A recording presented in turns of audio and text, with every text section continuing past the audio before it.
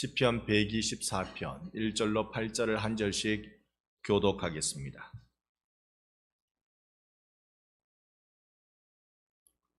여러분 찾으신 줄 알아? 제가 먼저 1절 봅니다.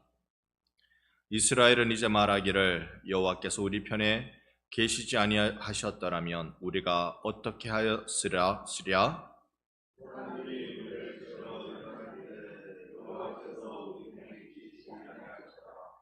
그때 그들의 노여움이 우리에게 맹렬하여 우리를 산채로 삼켰을 것이며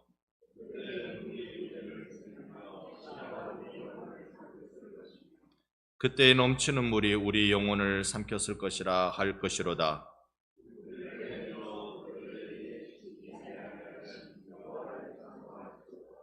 우리의 영혼이 사냥꾼의 올무에서 벗어난 새같이 되었나니 올무가 끊어짐으로 우리가 벗어났도다.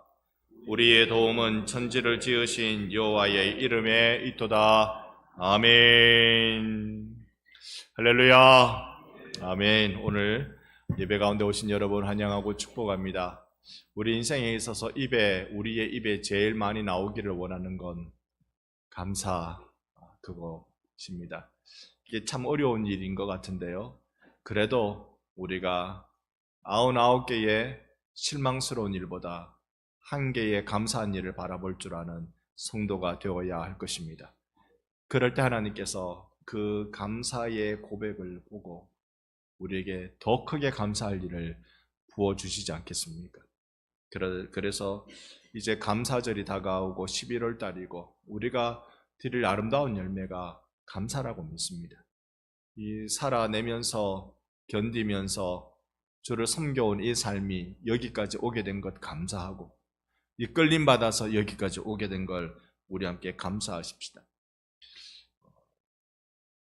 인생에 있어서 지나온 과거에 있어서 역사에 있어서 만약이란 사실 없지요. 만약에라고 이렇게 말할 수 있는 건 없습니다. 그래서 역사학에서도 역사에 만약은 없다. 만약이라고 생각하는 건 어리석은 일이다. 그런 말입니다. 만약은 없다. 근데 만약의 말입니다. 만약의 말입니다. 나의 개인적인 인생의 역사에서도 만약에 내가 그때 이랬더라면, 만약에 그때 내가 이랬더라면 어땠을까? 여러분 한번 생각해 본 적 있으십니까? 오늘 1절 말씀이 그렇습니다. 제가 한번 1절을 봉독합니다. 이스라엘은 이제 말하기를 여호와께서 우리 편에 계시지 아니하셨더라면 우리가 어떻게 하였으랴? 만약에 말입니다. 하나님이 우리 편이 아니셨다면 우리 어쩔 뻔했을까라는 겁니다. 자, 시편 124편은 성전에 올라가는 5번째의 시입니다. 성전에 올라가면서 이 시인은 이제 이 노래를 부르는 거예요. 그때 만약에, 근데 그 만약의 조건이 뭐라고요? 하나님이 우리 편이 아니셨다면, 그러면 어쩔 뻔했느냐 이 말입니다. 이 시인은 성전에 올라가면서 이제 이 노래를 부르는데 이 노래가 표저에 보면 다윗의 시라고 그렇게 되어져 있습니다. 그러니까 다윗이 이 시를 지은 것 같아요. 이게 다윗이 지은 노래가 입으로 전해져 오다가 성전에 올라가는 노래, 솔로몬 때 성전이 세워졌으니 어쨌든 그 이후에 언젠가 불려진 노래일 텐데 그때 공동체가, 그때 여러 사람이 함께 성전을 바라보면서 부르던 그 노래였는데 그때 다윗이 만약에 그때 하나님이 우리 편이 아니셨다면 어쩔 뻔했느냐. 여러분, 하나님이 우리 편, 이보다 좋은 표현이 어디 있습니까? 하나님이 우리 편. 물론 이 미국 대통령 아브라함 링컨은 하나님이 우리 편이 아니고 우리가 하나님 편이 돼야 된다. 그렇게 전쟁을 앞두고 그렇게 얘기한 적이 있습니다만 하나님이 우리 편. 이거보다 참 좋은 표현이 어디 있을까요? 이걸 우리가 좀 달리 표현하면 하나님이 우리와 동행하신다. 그러니까 오늘 1절을 그대로 표현해 보면 하나님이 우리와 동행하지 않으셨다면 우리는 존재할 수가 없었다 이 말입니다. 하나님이 우리와 동행하지 않으셨다면. 여러분, 인류 역사는요, 나라가 다 세워졌다 망하고 세워졌다 망하고 특히 나라가 큰 나라일수록 빨리 세워졌다가 빨리 망했습니다. 인류 역사는 그랬습니다. 그런데 우리나라는 어쨌든 대단했죠. 우리나라는 세워졌다 무너졌다를 반복하지만 그래도 우리 민족이 나라를 세우고 나라가 무너지고 뭐 이렇게 요 반복이 있었습니다. 확 쫓겨나고 이러지는 않았다는 것이죠. 그 세월이 한 2000년 정도, 더 오래 잡으면 뭐 더 오래 잡을 수도 있겠습니다만 2000년 정도의 세월은 우리 민족끼리 나라를 세웠다 망했다 세웠다 망했다 그렇게 한 정도였죠. 다 그랬습니다. 그런데 근대사에 와서 우리나라 진짜 망할 뻔했잖아요. 명맥이 끊길 뻔했잖아요. 일제의 강점기. 그때 진짜 조선이란 나라는 조선 끝나고 대한제국을 세웠는데 대한제국이란 나라는 일본에 그대로 먹혀가지고 36년 동안 숨도 못 쉬고 나라가 없어져 버렸단 말입니다. 그리고 난 뒤에 해방을 맞이했습니다. 우리가 다 잘 알고 있는 이야기인데요. 해방을 맞이하고 5년 정도 시간이 지나고는요, 다시 전쟁통이 됐습니다. 같은 민족끼리. 그런데 이걸 같은 민족끼리 전쟁했다 그렇게 과연 볼 수 있을까요? 여러분 우리 유엔이라는 거 잘 아실 것입니다. 국제연합. 거기에는 군대의 연합이 있습니다. 그래서 이 침략 전쟁을 벌이는 이들과 대항해서 싸우는 이 유엔 연합이 세계 2차 대전이 지나고 난 뒤에 세계에서 이런 거 만들어야 되겠다 그래서 처음 만드는 거거든요. 2차 대전 1945년에 끝난 그 전쟁 이후에 이제 우리 유엔이라는 연합군을 만들어서 저기 뭐 독재자나 이런 나라들이 다른 나라 침공하면 우리가 전부 다 우 가가지고 같이 싸워주자 이렇게 결정해서 만든 유엔 연합입니다. 유엔이 만들어지고 제일 첫 번째 치른 전쟁이 우리나라 전쟁입니다. 제일 첫 번째 치른 전쟁. 저기 소련하고 중공하고 북한하고 한편 먹어가지고 우르르 내려올 때 그때 우리가 어땠습니까? 제대로 힘도 제대로 못 써보고 계속 뒤로 도망다니기 바빴습니다. 6월 25일 전쟁 터졌는데 8월 장마 때쯤 되니까요 세상에 부산 정도만 대구 부산 정도만 달랑 남아있는 그런 일이 되고 말았습니다. 이게 2달 만에 이게 가능한 일입니까? 그러니까 전쟁을 한 게 아니죠. 그냥 나타나면 도망가고 나타나면 도망가고 그것밖에 한 게 없었겠죠. 나라 잃어버릴 뻔했습니다. 공산주의의 나라 잃어버릴 뻔했습니다. 사실 북한은요 공산주의 아닙니다. 북한은 공산당 아니고 독재국가입니다. 독재국가. 공산주의 국가가 북한 보면 기절하고 거품 물 겁니다. 왜요? 공산주의가 제일 싫어하는 게 독재고 그것도 이 세습하는 독재거든요. 세습에 반대하는 왕이 자기 아들 왕 삼고 자기 아들 왕 삼고 이거 반대해서 나타나는 정치제도가 공산주의란 말입니다. 그러니까 공산당이 보면 북한 보면 기겁을 할 겁니다. 저거 공산주의 아니라고 저 공산당 아니라고 저 완전 독재라고 독재 그렇게 할 겁니다. 완전히 이 나라가 그렇게 넘어질 뻔했단 말입니다. 그게 1950년 8월 달이었습니다. 그때 한국에 이 북한에 있던 목사님들이 장로님들이 성도님들이 피난을 많이 왔어요. 왜 자기 고향을 놔두고 피난 왔을까요? 여러분 우리 상상해 봅시다. 북한의 평양에 있는 교회다. 그런데 전쟁이 터졌다. 평양에 영향이 있었습니까? 없잖아요. 밑으로 다 내려왔으니까 전쟁하러 군인들이 내려갔으니까 평양은 물론 세금 내고 물자 내고 자기 자식 군인으로 보내고 그런 일은 있었겠지만 평양이 얻어 터지고 이런 거 없었잖아요. 근데 왜 평양에 있는 목사님들이 끝으로 많이 내려왔을까요? 북한에 있어 보니까. 북한 1945년에 해방되고 북한에 있어 보니까 북한은 있을 때가 못 된다는 걸 발견한 거죠. 그러니 다 남쪽으로 내려와서 어디에 딱 자리 잡습니까? 부산에 여러분 보시면 이쪽이네요. 부산에 다 모였습니다. 이 사람 저 사람 꾸역꾸역 다 모였습니다. 부산이 터져나갈 정도로 모였습니다. 데이비스 선교사님 지난주에 말씀드렸습니다만 데이비스 선교사님 묘가요 부산의 복병산에 묻혔다고 사진 찍어놓은 것도 있습니다. 그 데이비스 여동생이 와서 사진을 찍었어요. 그 사진이 아직 있습니다. 그런데 그 묘는 못 찾았어요. 왜요?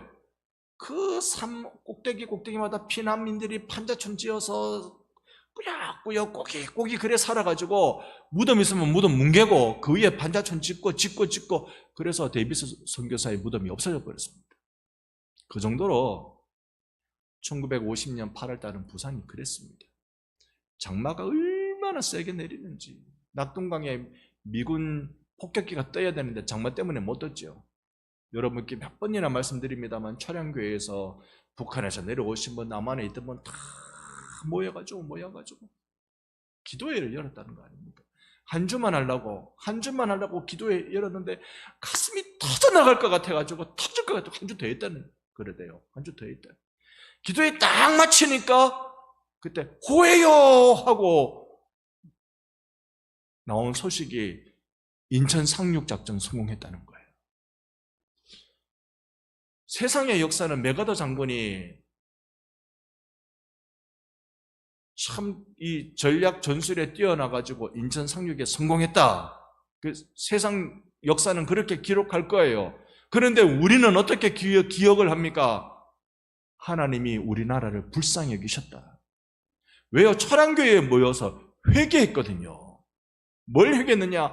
일제 36년 동안 특별히 1938년부터 이 나라의 모든 읍면 단위마다 전부 다 신사 만들어서 신사 참배 안 하면 교회 다 문 닫게 만들었는데 문 열어놓은 교회들마다 신사 참배 안 하고는 안 됐는데 신사 참배 한 것에 대해 해방되고 나니까 회개가 없는 거예요. 신사 참배한다고 안 된다고 반대하고 목숨 걸고 반대했던 그 사람들이 해방되니까 살아서 나왔는데 세상 돌아가는 꼴을 보니 기가 찬 거죠. 그러니까 회개해야 됩니다. 이렇게 해야 됩니다. 그게 먹혀듭니까? 주류가 다 신사참배 다 한 이제 그런 일제 때 고난 없이 고통 없이 살아온 사람들이 다시 교계의 주류를 딱 차지하고 있으니까. 그래서 우리는 믿음의 눈으로만 해석을 하면 전쟁통에 하나님이 그들을 꾸짖고 계시는 거죠. 왜 전쟁이 일어난지 아냐? 너희 놈들이 회개하지 않기 때문이지 않을까? 그게 믿음의 눈으로 보면, 세상 역사 말고 믿음의 눈으로 보면 그런 거 아니겠습니까? 그때 차량교회에서 막 2주 동안 간절히 기도하고 또 기도하고 회개하고 떼굴떼굴 댕굴고 평양 부흥운동이 일어나는 1907년 그 평양의 상전연 교회에서 온 성도들이 막 뒹굴었던 것처럼 자기의 죄를 자복한다고 엎드려서 막 공개 사과할 정도로 그렇게 뜨겁게 회개운동이 일어난 것처럼 차량교회에 그런 일이 일어났더라라는 말이죠. 그러니까 하나님이 이 나라 살려주셨지.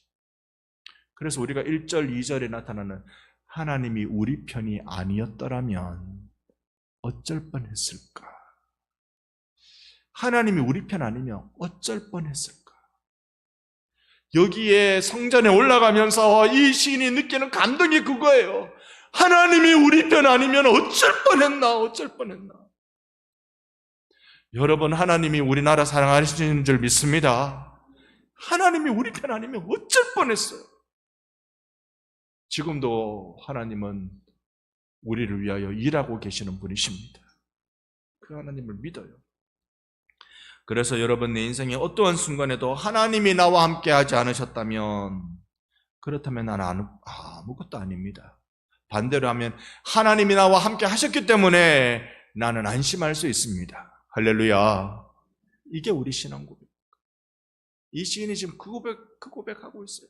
성전에 올라올 때 1년에 3번 와야 되고 못해도 1년에 한 번은 꼭 와야 되는데 보통 1년에 한 번이 왔을 거예요. 한 번 왔을 거예요. 1년에 한 번 성전에 올라갈 때 그때 그 심정이 어땠을 것 같아요? 어떻게 터져나갈 것 같았을까요? 그 심정이. 그럴 때 지난날 돌아보니까 하나님이 내 편 아니셨다면 내가 어쩔 뻔했을까? 그 아찔한 순간에 나 어쩔 뻔했을까? 오늘도 우리 하나님이 나의 편인 것을 감사하는 우리가 되기를 소망합니다. 2절에 사람들이 우리를 치러 일어날 때 여호와께서 우리 편에 계시지 아니하셨더라며. 적의 세력이 우리에게 다가왔을 때 하나님이 우리 편 아니셨다면 어쩔 뻔했을까? 3절에 보면은 이랬을 거라고 상상하는 거예요. 그때 그들의 노여움이, 적들의 노여움이 우리에게 맹렬하여 우리를 산채로 삼켰을 것이고, 산채로 삼켰을 것이고, 그리고 좀 더 4절에 보면 그때에 물이 우리를 휩쓸며, 이거는 큰 재앙을 의미합니다. 물이 우리를 휩쓸며 시내가 우리 영혼을 삼켰을 것이요. 5절에 그때에 넘치는 물이 우리 영혼을 삼켰을 것이라. 살다 보니 위험한 순간 여러분 제법 있으셨죠? 아찔한 순간들 한 번씩은 다 있으셨을 거예요. 그때 하나님이 아니었다면 어쩔 뻔했을까? 여러분 죽다 살아난 경험 있습니까? 죽다 살아난 경험. 저는 제 기억에는 없지만 제가 어릴 적 그렇게 됐다 그래요. 아기 때 병원에 데려갔더니 얘 오늘 못 넘긴다고, 빨리 데려가라고, 내가 해줄 게 없다고, 병원에서 해줄 게 없다고, 집에 데리고 가라고, 오늘 못 넘긴다고. 그때 하나님이 내 편 안 했으면 어쩔 뻔했을까요? 어쩔 뻔했을까요? 어머님이 밤새 끌어안고 기도하고 살려달라고. 이 코에 딱지가 앉아가 숨을 못 쉬는 거요. 다 코딱지 뜯어주면서 하나님이 살려달라고. 살려주면 하나님께 바치겠다. 그때 하나님이 내 편 아니었으면 어쩔 뻔했을까? 여러분의 인생에 하나님이 여러분 편이 아니었다면 어쩔 뻔했을까? 어쩔 뻔했을까? 우리 영혼이 삼켜졌을 거예요. 6절에 보면요, 우리를 내주사 그들에 의해 씹히지 아니하게 하신 여호와를 찬송할지로다. 살려주신, 여러분을 살려주신 하나님을 찬송하는 여러분 되시기 바랍니다. 여러분을 살려주신 그 하나님께 감사하시는 여러분 되시기를 바랍니다.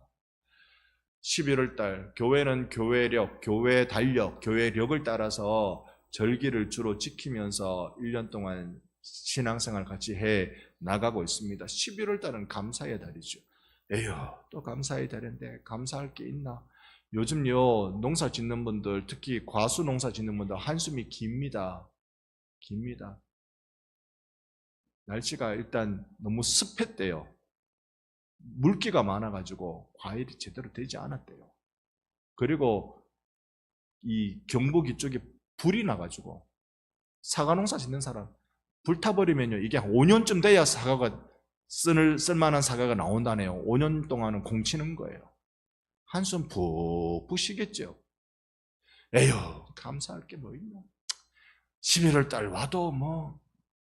근데 여러분, 그 중에 여러분의 생명이 위험했다면 어쩔 뻔했어요. 어쩔 뻔했어요. 하나님이 보호하사지. 하나님이 여러분 어떻게 하시는 거 아니? 7절 같이 한번 읽겠습니다. 오늘 7절 말씀입니다. 함께 읽어봅니다. 우리의 영혼이 사냥꾼의 올미에서 벗어난 새같이 되었나니 올무가 끊어짐으로 우리가 벗어났도다. 아멘. 우리 영혼이요, 새의 올무에서 벗어났다. 여러분, 올무로 새 잡아본 적 있으세요? 그러니까 그 열매 과일에 그 농약 넣어가지고 이것 가지고 새 잡는 거 말고 올무 나가지고 새 잡아 보셨어요? 그러면 요렇게 좀 뭐 모이 먹으려고 요 발 디디면 쥐덫처럼 이렇게 끈이 이렇게 싹 묶어가지고 새가 못 날아가도록 해놓은 거, 그거요. 우리 영혼이 사냥꾼의 올무처럼 딱 걸렸을 때, 이걸 언제 의미할까요?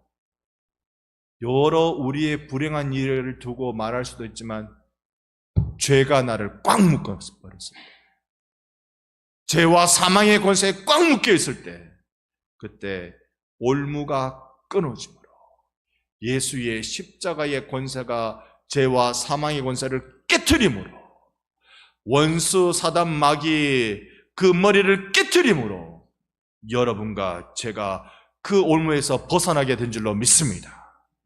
그래서 진짜 감사는 구원의 감사예요. 구원의 감사입니다.